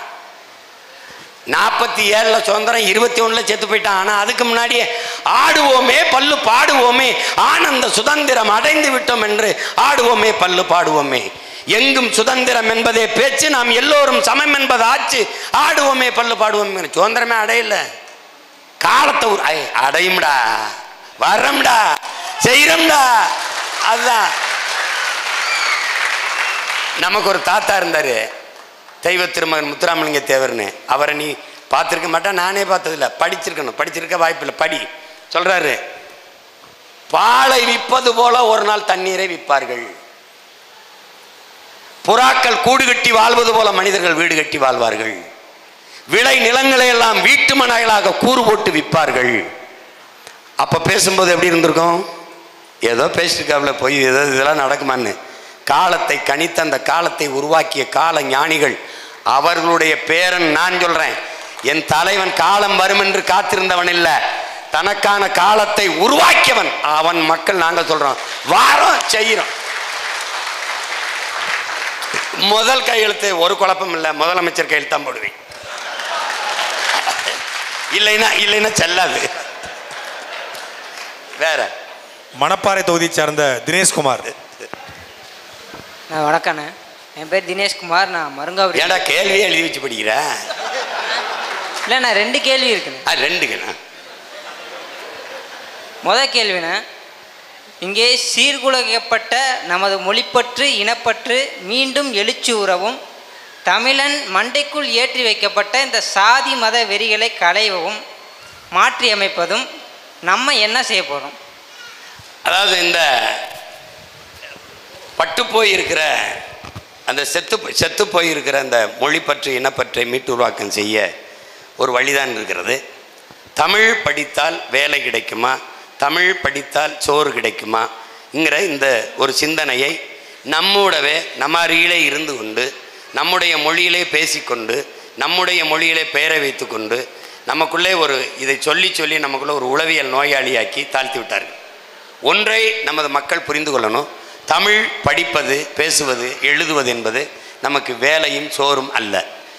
தமிழ் என்பது நமக்கு உயிர், நம் முகம், நம் முகவரி, நம் அடையாளம், நமக்கு எல்லாம் என்பதை புரிந்து கொள்ளணும். இப்போ நம்முடைய அரசு வந்துடுது வரப்போகுது. வந்தவண்ண தமிழ் படித்தால் மட்டும்தான் தமிழ்நாட்டில் அரசு வேலை. எப்படி? தமிழ் படித்தால் மட்டும்தான் அரசு வேலை. ஆங்கிலம் படித்தால் அயல்நாட்டில் வேலை. ஹிந்தி படித்தால் எங்கேயாவது போய் தொலை. புரியுது? ஹிந்தி படித்தா வேலை கிடைக்கும்னா 1.5 கோடி பேர் ஏன்டா நம்ம நாட்டில் வந்து கும்மி அடிக்கிறான், நம்ம மாநிலத்தில் வந்து நம்ம ஊரில் வந்து. அது இல்லை, தமிழ் படித்தால் மட்டும்தான் தமிழ்நாட்டில் வேலை. அரசு பள்ளி கல்லூரிகளில் பயிற்று மொழி தமிழ், கட்டாய பாடமொழி ஆங்கிலம். உங்களுக்கு புரியுது? ஆங்கிலமே பிரிவு பாடமாக எடுத்து படிச்சுக்கிறது, சிறப்பாடமாக படிச்சுக்கிறதுல பிரச்சனை கிடையாது. பயிற்று மொழி தமிழ். ஏன் தமிழ் என்றால், உங்களை மறந்து நீங்கள் உறங்குகிற போது உங்களுக்கு கனவு எந்த மொழியில் வருகிறதோ அதுதான் உங்கள் கல்வி மொழியாக இருக்க வேண்டும். அதுதான் உங்கள் சிந்தனை மொழி. அந்த மொழியில் தான் நீங்கள் சிந்திக்க முடியும். உலகத்தில் சாதித்த சாதனையாளர்கள், நோபல் பரிசு பெற்ற படைத்த விஞ்ஞானிகள் எல்லோரும் தன் தாய்மொழியில் கல்வி கற்றவர்கள் தான். ஐயா அப்துல் கலாம், மயில்சாமி, அண்ணாதுரை, சிவன் உட்பட எல்லோருமே தாய்மொழியில் கற்றவர்கள் தான். தாய்மொழியில் கற்றவர்கள் படைக்கிறார்கள், தாய்மொழியில் கல்லாதவர்கள் பயன்படுத்தி கொண்டிருக்கிறோம். இந்த ஒளி வாங்கி கூட நாம் படைக்கலை, இந்த ஒளி பதிவு கருவி கூட படைக்கலை, இந்த ஒளி பெருக்கி கூட படைக்கலை. ஆனால் நாம் பயன்படுத்தி கொண்டிருக்கோம். படைத்தவன் தன் தாய்மொழியில் கற்றவன். என் கல்வி மொழி எனக்கு என் தாய்மொழி. ஆங்கிலம் கட்டாய பாடமொழி. உலகத்தின் எல்லா மொழிகளும் எங்கள் விருப்ப மொழி, இந்தி உட்பட. விரும்பினால் எம்மொழியும் கற்போம். அதற்கு முன்பு எம்மொழி தமிழ் கற்போம். எங்கள் இனம் வாழ எம்மொழியும் கற்போம். நாங்கள் வாழ அது தேவைன்னா கற்றுக்கிறோம். அது போட்டு கட்டாயமாக அதை படி இதை படின்னு ஒன்றும் பேச வேண்டியது இல்லை. அதை நல்லா கவனிச்சுக்கணும். தமிழும் தமிழில் பெயர் வைத்த பிள்ளைகளுக்கு சான்றிதழில் பார்க்கும்போது அறிவு செல்வன் வேலையில் முன்னுரிமை. விகேஷ் கிருஷ்ண, கஷோஷ் கிருஷ்ண, சுரேஷ் பசேஷ்னா இருப்பா, அது காத்திருப்பா. சில பிள்ளைகளுக்கெல்லாம் பேர் வந்து வாழ்த்து சொல்ல சொல்லி, அன்னை இந்த குழந்தைக்கு 1 வயது, ஒரு வாழ்த்து சொல்லி விடுங்கன்னு. நான் வாழ்த்துறேன்னு தெரியாது, அவனுக்கு என்னன்னு தெரியாது. சரி தொல்லை பண்ணுறாங்கன்னு வாழ்த்துனா பேர் ஒருத்தெல்லாம் சுகேஷன், விகேஷன், மகேஷன் ஏதோ இருக்கு. ஏதோ ஒன்று இல்லை. ஒரு கேசவன்னா என்ன? மயிராண்டின்னு அர்த்தம். அதற்கு முடியோன் அப்படின்னு கூட வச்சுட்டு போயிடலாம். எதையாவது ஒரு பேரை வைக்கிறது, எதையாவது ஒரு பேரை வச்சு, சமஸ்கிருத பேரை வச்சு வாயிலேயே நுழையாத, அன்னைக்கு கவுண்டமணி சொன்ன மாதிரி காதில் நுழையிற மாதிரி ஒரு குச்சி பேர் வைங்கன்னு, குச்சின்னு வைடான்ற மாதிரி, வாயில் நுழைய மாதிரி ஒரு பெயர் வேணும், வாழைப்பழம்ங்கிற மாதிரி பெயர். தமிழில் பெயர் சூட்டணும். தமிழில் பெயர் சூட்டுற பிள்ளைகளுக்கு தலைவர் என்ன பண்ணார்? 500 ரூபாய் வைப்பு தொகையில் வச்சார் தமிழில் வைப்பகத்தில். நாம் கட்டாயமாக தமிழில் பெயர் சூட்ட வேண்டும். தமிழ் வழியில் அரசு பள்ளியில் அரசு கல்லூரியில் படித்து வர்ற பிள்ளைகளுக்கு வேலையில் முன்னுரிமை கொடுக்கப்படும். கொடுத்த பிறகுதான் மிச்சம் மற்றவர்களுக்கு கொடுக்கப்படும் என்ற நிலையை உருவாக்கினார். தானாக மொழி வளரும். இங்கே இந்த தொலைக்காட்சி இந்த திரைப்படங்கள் எல்லாம் தேவையற்ற ஆங்கில கலப்பு வருகிறது. இப்போ வாடா மச்சான் டீ சாப்பிடுவோம், அந்த டீ ஒளி ஒரு கெட்ட வார்த்தை போல கருதி அமைதிப்படுத்தப்படும். நீங்கள் சொல்கிற மாதிரி பீப் சவுண்டு விக் ஒய், அப்போ உங்களுக்கு தெரியும் பூரா இங்கிலீஷாக போட்டுருந்துருக்கான். ஏய் இந்த சில பேர் பேசுவாங்கல்ல, ஏய் மச்சான் என்ன மச்சான் டென்ஷனாக இருக்க, ஃபீல் பண்ணாத, அதெல்லாம் நீங்கள் கலக்க முடியாது. தமிழில் பெயர் வைக்காத ஆங்கிலத்தில் படம் பெயர் வைத்து ஆங்கிலத்தில் தொழில்நுட்ப கலைஞர்கள்லாம் பேர் போட்டு வந்தால் அது நீங்களே பார்த்துட்டு படுத்துக்கிற வேண்டியதுதான். அந்த படத்தை நீங்கள் திரையிட்டு ஓட்டுவதற்கு வாய்ப்பு கிடையாது. தமிழன் காசு வேணும், தமிழ் வேணாமா? இங்கிலீஷில் எடுத்ததுக்கு இங்கிலீஷ்காரங்காக்குவா, அங்கேயே ஓட்டிக்க. கடும் சட்டங்களின் மூலமாக சிதைந்து அழிந்து கொண்டிருக்கிற தாய்மொழி மீட்சிக்கு எல்லா வழியிலையும் நாங்கள் அரும்பாடாற்றி தமிழகத்தின் தமிழ் தெருவில் தமிழ், எங்கும் தமிழ், எதிலும் தமிழ், பேச்சு தமிழ், மூச்சு தமிழ், எல்லாம் தமிழ் என்ற நிலையில் உருவாக்கும். வழக்காடு மன்றங்களில், வழிபாட்டு தலங்களில், எல்லா இடங்களிலும் என் தாய்மொழி உய்வுறும், மீட்சியுறும். நம்பிக்கையோடு இருங்கள். தமிழகத்தின் தமிழ் தெருவில் தமிழ். ஒரு வணிக நிறுவனத்தின் பெயர் பலகை கூட தமிழ் இல்லாது இருக்கக்கூடாது, இருக்க முடியாது. இருந்தால் என்ன பண்ணுவாய் சீமான்? உரிமத்தை துண்டிப்பேன், மின் தொடர்பையும் நீர் தொடர்பையும் துண்டித்து அதுக்கு மேலே கேட்கல, நான் பூட்டிட்டு சாவி எடுத்துகிட்டு போயிட்டே இருப்போம். கடன் நடத்த முடியாது. இவ்வளோ வேலை செஞ்சு தாய்மொழியை மீட்காமல் இருக்கிறதுக்காக இவ்வளோ வேலை செய்கிறோம். வேற இன்னொன்று எதை கேட்டீங்களா? ஆனால் இந்த சமூகத்தில் நடக்கிற எல்லா சமூக சீர்கேட்டுக்குமே ஒரு தனி மனித ஒழுக்கமின்மை தான் காரணம்னு நினைக்கிறேன். அந்த தனி மனித ஒழுக்கத்தை முன்னேற்றதுக்கும் ஒரு தனி மனித அகம்பாவிதம் தான் இந்த சமூகத்தில் நடக்கிற எல்லா பெருங்குற்றத்துக்கும் காரணம்னு நினைக்கிறோம். அதை தடுக்கிறக்கும் நாம் தமிழர் கட்சி என்ன செய்யும்? அதான் கல்வி நிலையங்களிலிருந்து, கல்வி நிலையங்கள் அறிவு கருவறையிலிருந்து இது கற்பிக்கப்படணும். ஒழுக்கம் என்பதும் ஒரு எப்படி வாழணும், வாழ்வியல் நெறி என்பதும் அங்கிருந்து கற்பிக்கப்படணும். அது அறம் சார்ந்த கல்வி நமக்கு இருக்குது. அதை கற்பிக்கப்படாதனால நாகரிகங்க பேரில் இது நாசமாகி நிற்குது. இந்த நிலத்தில் நடக்கிற அனைத்து சமூக குற்றங்களுக்கும் பெரிய காரணமாக இருக்கிறது போதை தான். அது திரவ போதை மதுவாக இருக்கலாம், அல்லது இந்த கஞ்சா, அவின், குட்கா, கொக்கைன், இந்த மாதிரி எல்லாம் இதை ஒழித்து விட்டு பிள்ளைகளை குடிப்பகங்களை மூடி படிப்பகங்களை திறந்து விளையாட்டு கூடங்கள், விளையாட்டு திடங்கள், உடற்பயிற்சி கூடங்களை தொடங்கி மாலையில் விளையாடுவது, படிப்பது, விடுமுறை காலங்களில் இது மாதிரியான அந்த என்ன சொல்கிறது நேரத்தை அதில் ஈடுபடுத்த பிள்ளைகளை திருப்பி விட்டால் அறிவார்ந்த ஒழுக்க மிகுந்த சமூகமாக இது மாறிடும். அதை தவிர வழி கிடையாது. சிறுக சிறுக சிறுக சிறுக எடுத்தவனே மாறாது. ஒரு ஓராண்டு ஈராண்டுக்குள் பெருமாற்றத்தை நம்மளால் ஏற்படுத்தி விட முடியும். கோட்பாடு நம்முடைய கட்சியின் கொள்கை முடிவு வந்து ஒரே சின்னம் ஒரு கட்சிக்கு தொடர்ச்சியாக கொடுப்பது கூடாது என்பது நம்ம கொள்கை. நீங்கள் ஒவ்வொரு தேர்தலுக்கும் ஒவ்வொரு சின்னத்தை கொடுக்கணும். நம்மளுடையது இந்த சின்னம், இந்த அடையாளம். இப்போ ஒரு குக்கர் அல்லது ஒரு சைக்கிள் இந்த மாதிரி இருக்குல்ல, இந்த மாதிரி சின்னங்கள் இல்லாது அமெரிக்கா போல் எண் முறைக்கு வரணும் அப்படின்னு நம்ம சொல்லியிருக்கோம். அது தேர்தல் ஆணையத்தில் நான் கேட்கும்போது சிம்பல்லெஸ் எலெக்ஷனுக்கு வா என்று நான் சொல்லும்போது அது எப்படி படிக்காதவங்க என்ன செய்வாங்கன்னு கேட்டாங்க. 75 ஆண்டுகால விடுதலை பெற்ற இந்தியாவில் எல்லாரையும் படிக்க வைக்காமல் நீ என்ன பண்ணிட்டு இருந்தான்னு கேட்டேன். அப்புறம் நான் கேட்டேன், சிம்பல்லெஸ் எலெக்ஷனுக்கு வர முடியாது, நீ கேஷ்லெஸ் எக்கனாமிக்கு எப்படி வந்தான்னு கேட்டேன். நீ எப்படி கேஷ்லெஸ் எக்கனாமிக்கு வந்துட்ட, அப்போ சிம்பல்லெஸ் எலெக்ஷனுக்கு வா அமெரிக்கா மாதிரி அப்படின்னு. அப்படி வந்துட்டா ரொம்ப நல்லது.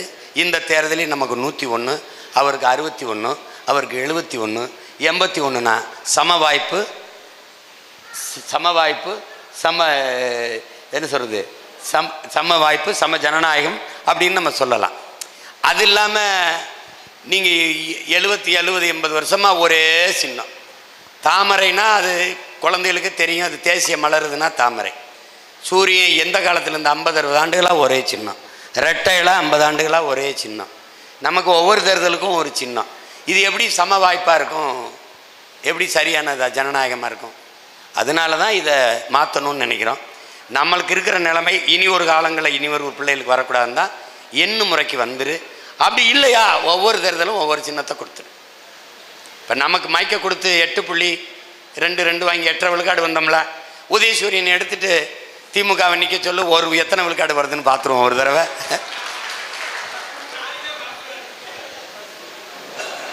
கொடுத்த சின்னத்தை மறந்துட்டு உதயசூரியன் கோட்டு கட்டுக்கிட்டு இருப்பாங்க. உனக்கு புதுசாக ஒரு சின்னத்தை கொடுத்து விட்டின்னு வச்சுக்க மறந்துடுவாங்க.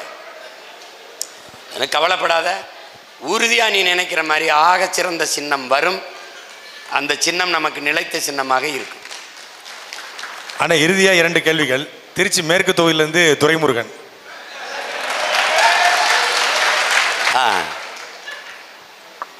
நீங்கள் ஆசையாக வளர்த்தவர்கள், உங்களோடு உடன் பயணித்த தம்பிகள், தளபதிகள் உங்களுடைய எதிர்த்துருவத்தில் நின்று கொண்டு உங்களை விமர்சிக்கும் போது நீங்கள் என்ன மனநிலையில் இருப்பீங்க? என்னுடைய சின்ன மகன் மாவீரன் வந்து இப்படி கூப்பிடுவான், குனிய சொன்னான் ஒரு தடவை. அவன் முத்தம் கொடுக்கத்தான் குனிய சொல்கிறான்னு நினச்சேன். ஒரே அறையா சப்புன்னு கிணத்துல வந்துட்டு ஓடிப்பிட்டான். அந்த மனநிலை தான் எனக்கு இருக்கும். தலைவர் சொன்னதா, உமய மகேஸ்வரனும் அண்ணனும் சமகால தோழர்கள், நண்பர்கள், ஒரே நேரம் இயக்கத்தில் இருந்தவர்கள். தொடக்காலத்திலேருந்து சென்னை பாண்டி பஜாருங்கிற ஒரு இடத்துல 2 பேருக்கும் சண்டை. அண்ணனும் அவரும் கட்டி உருண்டு சண்டை போட்டுட்டாங்க. ஒருவர் துப்பாக்கி வச்சு சுட்டுக்கிட்டாங்க. அது ஒன்றும் இது இல்லை, கருத்து முரண்தான். அப்போ தலைவர்கிட்ட அனிதா பிரதாப்புங்க அந்த ஒரு ஊடகவியலாளர் பேட்டியில் கேட்குறாங்க, என் மக்களின் விடுதலைக்காகன்னு அந்த நூல், அது எல்லாரும் வாங்கி படிக்கலாம். தலைவருடைய மனம் திறந்த பேட்டி இருக்குது. கலைனா என்ன, இலக்கியம்னா என்ன, எதற்கு அரசியல்னா என்ன, எல்லாவற்றுக்கும் புத்தகம் இருக்குது. நான் கூட எல்லாருக்கும் சொல்லி படிங்கன்னு சொன்னேன். என் மக்களின் விடுதலைக்காக அப்படிங்கிறது அந்த புத்தகம். ஒரு பெரிய புத்தகம் இல்லை, இவ்வளோ சின்னது தான். அதில் அண்ணன் சொல்கிறாங்க, சமகால தோழர்கள் சோழர் தான், அவருக்கு அந்த பொறுப்பை நான் தான் கொடுத்தேன். ஆனால் தனிப்பட்ட நட்பு உறவா இயக்கமா என்று வருகிற போது இயக்கம்தான் முக்கியம். அதனால்தான் அந்த நடவடிக்கை எடுக்கப்பட்டது என்று திரும்ப திரும்ப உங்களுக்கு அண்ணன் சொல்வது தான். 1000 ஆடுகளை மேய்க்கிற ஒரு மேய்ப்பன், ஒரு ஆடு, ஒரு குட்டி ஆடு, ஒரு சின்ன ஆடு, அந்த தாயின் வயிற்றிலிருந்து வரும்போது நானே தான் பிரசவம் பார்த்தேன். என் கையில் தான் அது குட்டியை போட்டது. நான் தான் அதை பறிக்கி விட்டேன். அதற்கு எல்லாம் பார்த்தேன், இலை கொடுத்தேன், குறைகள் எல்லாம் வச்சேன். அதற்கும் ஒரு செல்ல பேர் வைத்தேன், வளர்த்தேன். இந்த 1000 ஆடும் ஒரு இடத்தில் மேயும் போது 999 ஆடு ஒரு இடத்தில் நிற்கும்போது இந்த ஒரு ஆட்டுக்குட்டி வெவ்வேறு இடங்களில் ஓடி ஓடி ஓடி பேச்சு கேட்காமல் தனியாக திரிந்தால், இந்த ஒவ்வொரு ஆட்டுக்குட்டியை பற்றி இந்த மேய்ப்பன் கவலைப்பட்டால் 999 ஆடும் சிதைந்து களைந்து வீணாகிடும். தான் செல்லமாக வளர்த்த ஆட்டுக்குட்டி என்றாலும் அந்த குட்டியை பழியிட்டுத்தான் ஆக வேண்டும். அதுதான் நல்ல மேய்ப்பனுக்கு அழகு. வேற வழியே இல்லை. எனக்கு என் லட்சியத்தை தொட வேண்டும் என்றால் இந்த மாதிரியான இந்த சின்ன சின்ன இதுகளையெல்லாம் பொருள்படுத்தாமல் நாம் நடந்து போய்கொண்டு தான் ஆக வேண்டும். கடந்து போய்த்தான் தீர வேண்டும். இது எனக்கு மட்டுமல்ல, இதற்கு முன்பு இந்த களத்தில் நின்ற எண்ணற்ற தலைவர் பெருமக்களுக்கு இது நிகழ்ந்திருக்கிறது. குறிப்பாக நம்முடைய தலைவருக்கு இது நிறைய நடந்திருக்கு. நீங்கள் அதையெல்லாம் கவலையே விடாதீர்கள். ஐயா கண்ணதாசன் அவர்கள் சொன்னதை என்னாரும் தம்பி தங்கைகள் நினைவில் வைத்துக்கொள். நீ என்னடா கடைசி பெண்ணையாடா காதலித்து விட்டாய்? உலகத்தில் கடைசி பெண் இவள் தான். இவள் என்னை காதலிக்கவில்லை என்றால் வேறு பெண்ணே கிடைக்க மாட்டாள் என்றா நீ கவலைப்பட்டு கொண்டிருக்கிறாய்? இல்லை, உலகத்தில் கடைசி தமிழன் இவன் தான். இவனை விட்டால் என் கட்சிக்கு ஆள் இல்லை என்ற நிலைமையாக நமக்கு இருக்கிறது. நாம் குட்டையிலேயோ குளத்திலேயோ வலை வீசவில்லை, பெருங்கடலில், தமிழ் பேரின கடலில் வலை வீசி கொண்டிருக்கிறோம். அதனால இவர் இல்லைன்னா இன்னொருத்தர், அவர் இல்லைன்னா இன்னொருத்தர். அதனால அதை பற்றி கவலையே படாதீர்கள். இது போய் யோசிச்சுக்கிட்டு இருக்காதீங்க. திரும்ப திரும்ப உங்களுக்கு ஒன்று சொல்கிறேன். ஒரு கைவினை கலைஞன், ஒரு குயவன் 1000 பானைகளை செய்துவிட முடியும். 1000 பானைகள் சேர்ந்து ஒரு கைவினை கலைஞனை, ஒரு குயவனை செய்துவிட முடியாது. 50,000 வீர மறவர்களை, போராளிகளை ஒரு பிரபாகரன் என்ற பெருவீரன் உருவாக்க முடிந்தது. அதே 50,000 போராளிகளும் சேர்ந்து ஒரு பிரபாகரன் என்ற மகத்தான தலைவனை உருவாக்க முடியாது. அதனால் இதையெல்லாம் போய் யோசிச்சுக்கிட்டு இருக்காதீங்க. இதை பற்றி கவலைப்படாதீங்க. அது என்னுடைய வேலை, உங்களுடைய வேலையும் இல்லை, உங்கள் கவலையும் இல்லை. உங்களுக்கு நான் கொடுக்குற இந்த சின்ன வேலையை நிறைவாக செய்வதுதான் உங்களுடைய வேலை. அதனால் தம்பிக்கு நான் சொல்லுவேன், ஒரு துளியும் நான் கவலைப்பட்டதோ கலங்கியதோ இல்லை. நீங்கள் நிறைய நாட்கள் என்னோட பயணிக்கிறவர்கள். இது குறித்து நான் ஏதாவது ஒரு வார்த்தை உங்களோடு பேசியிருப்பேன், பகிர்ந்திருப்பேன் என்று உங்களால் சொல்ல முடியுமா? அதனால தான் நான் இங்கே கேட்டேன். பாரு, அதனால் எதை பற்றியும் கவலைப்படக்கூடாது. நம்ம பாட்டுக்கு போயிட்டுருக்கணும். இங்கே அமர்ந்திருக்கிற என் உடன் பிறந்தார்களுக்கு, என் பேரன்புமிக்க பெற்றோர்களுக்கு சொல்லுவேன், நாம் தமிழர் கட்சியில் இருக்கிற ஒருவனுக்கு, தன்னை இணைத்து கொண்ட ஒருவனுக்கு இரத்த உறவை விட லட்சிய உறவு மேலானது என்ற எண்ணம் இருக்கணும். தன் குடும்ப உறவை விட தன் கொள்கை உறவுகள் தான் முதன்மையானது என்ற எண்ணம் இருக்கணும். நாம் தமிழர் கட்சியில் இருக்கிற ஒரு தம்பியோ தங்கையோ இதய துடிப்பில் வாழக்கூடாது, தான் கொண்டிருக்கிற லட்சிய துடிப்பில் தான் வாழ வேண்டும். யார் இருக்கிறா போறா அது கிடையாது. இந்த வேலையை செய்வது என் பிறவி கடமை, நான் செய்வேன் என்ற உறுதி தான் உங்களுக்கு தேவை. மற்றதெல்லாம் விடுங்க, அதை பற்றி கவலையே விடாது. யார் சரி சரியில்லை என்பதல்ல, நான் சரியா இருப்பேன், இந்த உறுதியான நிலைப்பாட்டுக்கு வந்துடும். அப்படி எல்லாரும் சரியாக, நான் யார் சரியா இருந்தாலும் இல்லைனாலும் நான் சரியா இருப்பேன், யார் சரியா இருந்தாலும் இல்லைன்னா நான் சரியா இருப்பேன், யார் சரியா இல்லைனாலும் நான் சரியா இருப்பேன், எல்லாரும் சரியா இருந்துட்டா எல்லாம் சரியாயிரும். That's all your honour. அவ்வளோதான்.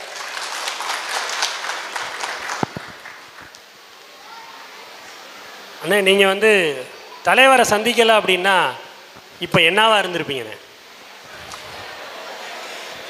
திமுகவில் ஒரு சட்டமன்ற உறுப்பினர், அல்ல அதிகபட்சம் ஒரு அமைச்சர், அந்த மாதிரி இருந்திருப்பேன்.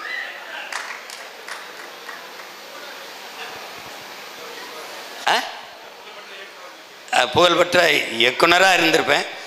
அது ஆனால் தலைவரை அதை விட சொல்லலை. என்னை ஒன்றை செய்ய ஒன்றையோ, ஒன்றை செய்ய ஒன்றையோ விட்டுறாதீங்கன்னு தான் எனக்கு சொன்னார். அவர் என்ன சொன்னார்னா, இது ஒரு திரைப்படமும் பேச்சும், திரைக்கலையும் பேச்சும், இராணுவத்தின் வலிமைமிக்க 2 படைப்பிரிவுகள், இது 2 ஆற்றலும் உங்ககிட்ட இருக்குது. ஒன்றை செய்ய ஒன்றையோ, ஒன்றை செய்ய ஒன்றையோ விட்டுறாதீங்கன்னு சொன்னார். அது சரிதான். ஆனால் இந்த வேலையை செய்யும்போது அந்த வேலையை செய்ய முடியல. ஏன்னா தொடர்ச்சியாக சிறைப்படுத்தப்பட்ட உடனே என்னோட சேர்வதற்கு, பழகுவதற்கு, நடிப்பதற்கு, படம் எடுப்பதற்கு எல்லாரும் பயந்துட்டாங்க. இப்போ வரைக்குமே உங்களுக்கு தெரியும், பயப்படுவாங்க. கொஞ்ச நாள் உங்களுக்கு தெரியாது, நான் அந்த கட்சி ஆரம்பித்த காலகட்டங்களில் எனக்கு தங்குவதற்கு கூட விடுதிகள் கொடுக்க மாட்டாங்க. பல நாட்கள் என்னுடைய மகிழ்வுந்து ஒன்று இருக்கும், அதை ஒரு ஓரமாக காட்டு வெளியில் சாலைகளை நிறுத்திட்டு அதிலே தான் தூங்குவோம். கொஞ்சம் தூரம் நடந்து போய் வயக்காடுகள் இருக்கிற நில அந்த நீர் இறைப்பான இந்த பம்ப் செட்டில் போய் குளிச்சுட்டு அப்படி தான் வாழ்ந்தோம். அதெல்லாம் என்ன ஆயிருதுன்னா, ஒரு அடக்க முடியாத வெறியை எனக்குள்ளே ஏற்படுத்திடுச்சே ஒழிய, அதனால் நான் அஞ்சலை. அப்படியெல்லாம் நெருக்கடி இருந்தது. அந்த சூழலில் யார் திரைப்படத்தில் நடிக்க பயந்து கொண்டார்கள். அது இப்போ படம் எடுக்கிறதா படை எடுக்கிறதான்னு பார்த்தா, பாம்பு கூட படம் எடுக்குது. செம்மி நம்ம படையை எடுப்போம்னு இதை எடுக்க வேண்டியது இருக்குது. எனக்கும் சேர்த்து தான் என் தம்பி வெற்றிமாறன் எல்லா படத்தையும் எடுத்துக்கிட்டு இருக்கான். அதனால் ஓ அவ்வளோதானே, கேள்விகளே இல்லாத அளவுக்கு கேட்டுட்டீங்களா? அதான். வணக்கம் ஐயா, நான் இங்கே நலம், நீங்கள் நலமா? எனக்கு ஒரு சின்ன ஆசை, உங்கள் முன்னாடி நான் பரதநாட்டியம் ஆடலாமா? ஆடலாம். இப்போ ஆட புரியலா? சரி வாங்க ஆடுங்க. பாட்டு வேணும்ல? பாட்டு அம்மா செல்லு இருக்குயா. படம் எடுத்துக்கிறோம். நீங்கள் இன்னொரு நாள் நீங்கள் எனக்கு முன்னாடி ஆடி காட்டுங்க. வாழ்த்துக்கள்.